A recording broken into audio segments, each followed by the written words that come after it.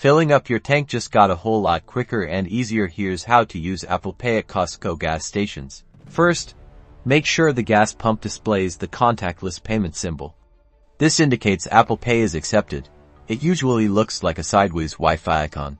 Next, double-click the side button on your iPhone or your Apple Watch to activate Apple Pay. If you have Face ID enabled, look at your phone to authenticate. Touch ID users, use your fingerprint. Hold your iPhone or Apple Watch near the contactless reader on the gas pump.